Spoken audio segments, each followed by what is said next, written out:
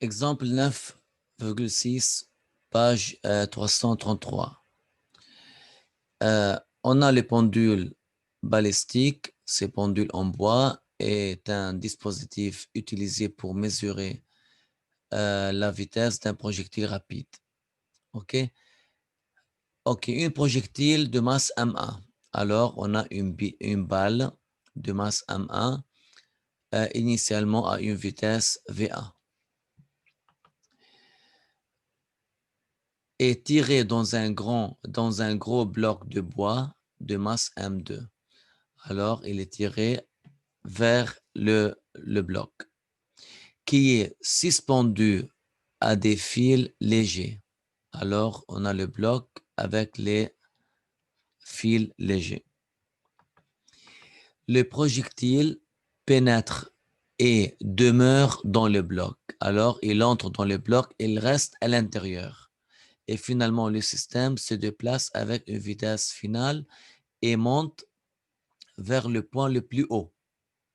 La question, on doit trouver la relation entre la vitesse du projectile et la hauteur h. Voilà, une simple relation entre la vitesse du projectile avant la collision et la hauteur h du système final. Tout d'abord, vous savez bien ici, c'est une collision inélastique parfaite. Pourquoi? Parce qu'on a un système final où les deux objets se déplacent ensemble. Alors, on peut dire ici directement, on a une collision inélastique parfaite. OK? Ici, on a une collision et après la collision, on a un déplacement du système vers le haut. Alors, on peut dire ici, on a une collision juste avant et juste après. On fait le calcul et après, on a une conservation d'énergie mécanique entre juste après et le point le plus haut. Pourquoi on a une conservation d'énergie mécanique? Parce qu'on n'a pas de frottement entre le point juste après et le point le plus haut. Très bien. On commence tout d'abord avec, comme on a une collision inélastique, on peut dire on a une conservation de quantité de mouvement avec P juste avant et P juste après. Qu'est-ce qu'on a juste avant? Simplement, on a un objet au repos, c'est l'objet M2, et aussi on a ici la balle avec une vitesse V1.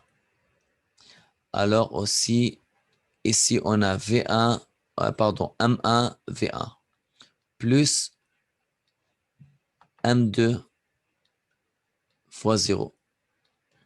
L'état final, on a les deux objets ici, là, on a la balle à l'intérieur et on a l'objet se déplace avec une vitesse finale. Alors là, c'est juste après la collision. Ils sont toujours en bas avec la balle à l'intérieur et le système se déplace avec V final. On peut dire VB. Alors ici, on a M1 plus M2 fois VB. Voilà.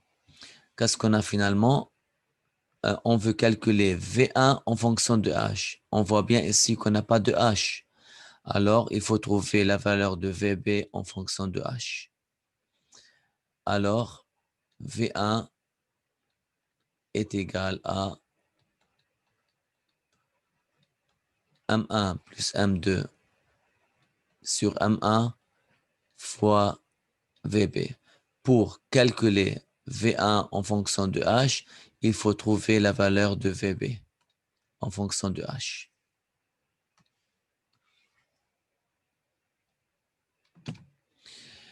Qu'est-ce qu'on fait? On prend le système total, M1 plus M2. Il faut bien préciser sur quel système on travaille. Et entre le point B, attention, au point B, on a juste avant la collision et on a juste après la collision. On prend en position B, mais juste après la collision.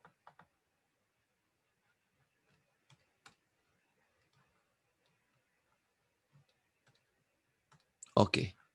Entre le point B et le point C. Ça, c'est l'état initial. Et là, c'est l'état final. Le point B, c'est le point le plus bas. Alors ici, on a la référence.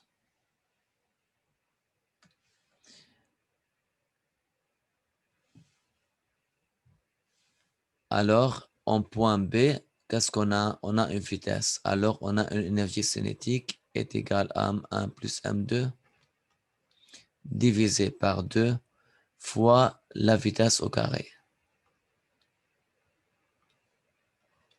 On n'a pas d'énergie potentielle. Est égal. Le point le plus haut n'a pas de vitesse. Alors, on n'a pas d'énergie cinétique. Par contre, on a une hauteur. Alors, on a mgh.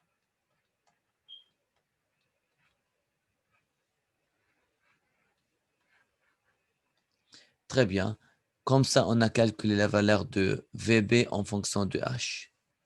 On peut éliminer M1 plus M2. M1 plus M2, on aura VB est égal à 2GH. On met la valeur de VB ici, on aura V1. Alors, V1 est égal à M1 plus M2 sur M1 fois VB est égal à 2GH. Voilà. Comme vous voyez ici, c'est une relation simple entre la vitesse de la balle et la hauteur finale. Alors ici, chaque fois on augmente la valeur de la vitesse de la bille, alors le système final augmente. Alors ici, on peut avoir simplement, on peut mesurer la hauteur finale, combien, et à partir de cette relation, on peut calculer la vitesse V1. Voilà, c'est une relation très intéressante pour calculer la vitesse des fusils, par exemple, en utilisant cette méthode.